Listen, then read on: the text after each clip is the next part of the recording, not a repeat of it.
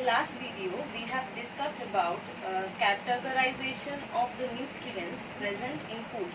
In that discussion, what we have learnt that depending on the amount of that nutrient present in food, it can be of two types, either macronutrient or micronutrient. So macronutrients are the nutrients which are present in large amount, and micronutrients are nutrients which are present in small amount. So that is what we have learned in the last discussion. Macronutrients are carbohydrate, protein and fat, and micronutrient, vitamin, minerals. They produce ATP or energy. When they are metabolized, they do not produce energy, they only protect our body. Basically, these are important for maintenance, maintain the body, repair and protect. So these are the functions of micronutrients. Under macronutrients, these are the nutrients which produce energy and present in large amount. But there is an exception, that is water. Water is present in large amount in our daily diet, but it does not produce energy after being consumed or being absorbed. Okay, so that is what we have learned in the last video. Now, in this video, what I will do is, I will discuss about the nutrients in a little more detail. Okay, I will start with macronutrients. The first macronutrient we will discuss about is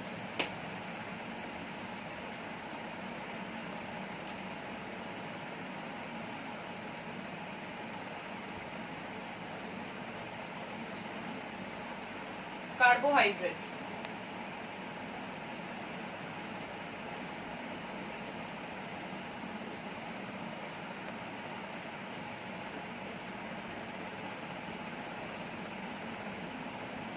In your early classes, you have learned about the process photosynthesis and respiration. In both of the processes, you have come across a certain equation where you have learned the symbol, or I should say formula of glucose.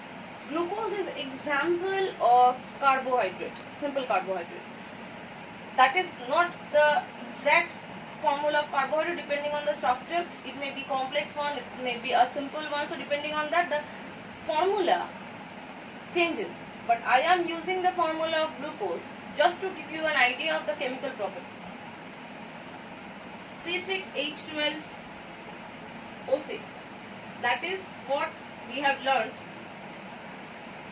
when we were being introduced to the equation of photosynthesis and respiration, right? This is the chemical formula of glucose, C6H12O6. So the components present in carbohydrate, we can conclude from it are carbon,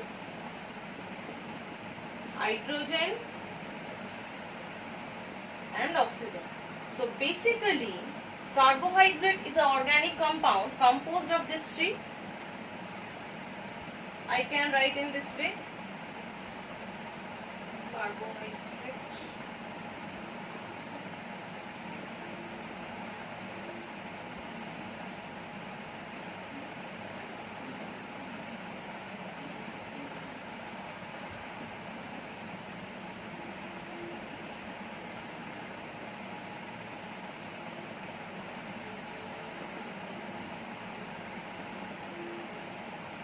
composed of carbon, hydrogen and oxygen. Another thing, if you notice this portion, what is that? Let me write it again. C6H12O6. 12 is double of 6, right?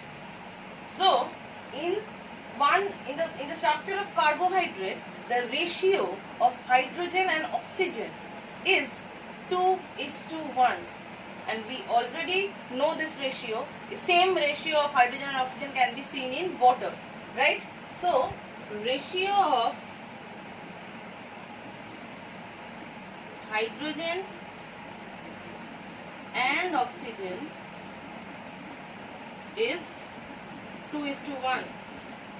H2O2, 2:1. That is what we can find in structure of carbohydrate. The same ratio can be seen in water.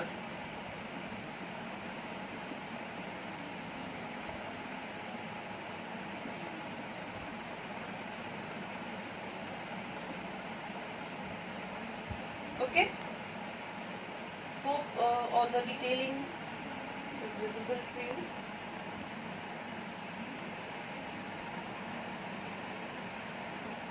Okay, so this is the same ratio can be seen when we consider one molecule of water, that is H2O. So same here, 2 and nothing means 1, so 2:1. Same ratio can be seen in one molecule of water. So that is, these are some chemical information we can conclude from the molecular formula, from the chemical formula or glucose, which is an example of carbohydrate. There are many other carbohydrates present in our diet and they all have different formulas. Okay, this is the formula for glucose, rather this is the general formula of simple sugar or simple carbohydrate. The next point we need to remember, I'm erasing it. The next point we need to remember that how much calorie we will get. What we have learned when we have learned about energy, that in our body energy is formed in the form of ATP, but the unit by which energy is produced in human body also, that is calorie, right? So every nutrient present in food will produce a certain quantity or certain amount of calorie in our body. The capacity of carbohydrate to produce energy is 4 kcal per 1 gram.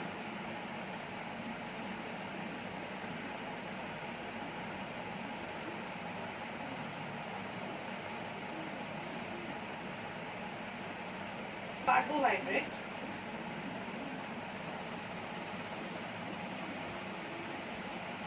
provide 4 kcal energy. Okay, now this when we will say 4 kcal energy in human body, because why I am mentioning this word human body? Why? Or inside a living system? Why?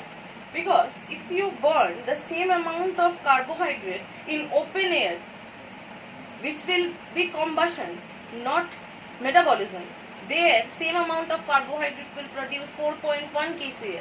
But when it comes to the human system or a system of any living organism, and it is being oxidized, not burnt or not combusted inside a living system, it will not be able to produce equal energy. It will produce a lesser amount of energy, and that is the gap between the two.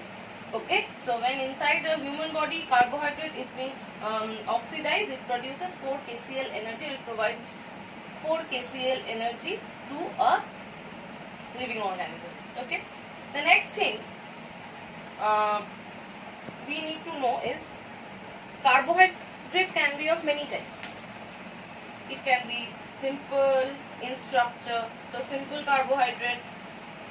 Another name of known term for we use for carbohydrate is sugar. Okay, so simple carbohydrate, complex carbohydrate. There can be many types depending on the structure and depending on the number of atoms present in one molecule, right? That is what we have learned in the earlier classes when we were introduced to the structures of chemicals. Okay, so simple and complex, these can be types, but among this types of carbohydrate, there are some structures which cannot be digested inside human body because we do not have that type of enzymes to digest them. Example of such carbohydrate is fiber. Dietary fiber, that means fiber which are present in our dietary sources. Dietary fibers are complex carbohydrates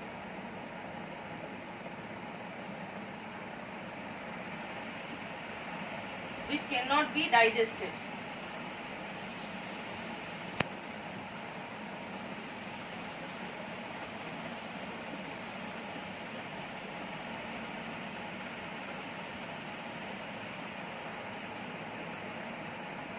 As we lack the enzyme, as we lack required digestive enzyme to digest fiber. We have other amylolytic enzymes, that means enzymes which digest carbohydrates, but particularly enzymes particularly required for digesting fibers, we do not have that. Our body or our digestive system lacks that. Okay, so these are the few points you need to remember about carbohydrate for this chapter. You will have a detailed discussion and explanation and idea as you have a single chapter only. A entire chapter is on carbohydrate only, how it works, how it is formed, its structures, its bondings, and its chemical properties and all. Okay, for this chapter and for now, for the introduction, this is what you need to know about its properties and how it is or how much energy it produces. Okay, the next thing you need to know about carbohydrate is what is the main purpose of carbohydrate. We have learned about the function of food in the last video. Repairment of cells, maintaining, so protecting our body from diseases, providing immunity, forming new cells and producing energy. Among these functions, carbohydrates are not generally used for repairment or resynthesis of new cells. Carbohydrates are mainly used for production of energy. So, main function of carbohydrate is to provide energy, because if they will not provide the energy, then protein will be used for that, and protein will not be able to do its specific functions. Okay, I am just writing down the source now. Okay. Now we will just learn about the sources.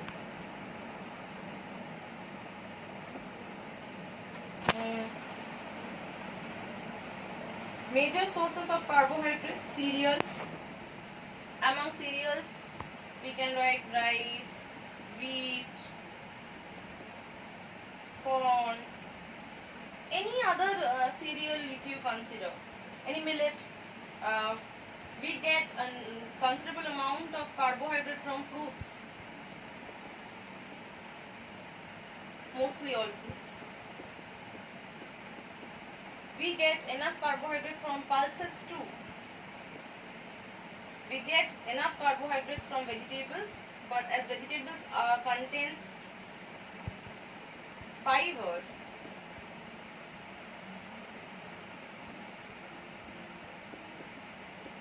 those fibers are not considered as amount of carbohydrate. Amount of utilizable carbohydrate. Okay, so at where we can find fiber, sources of fiber: green leafy vegetables,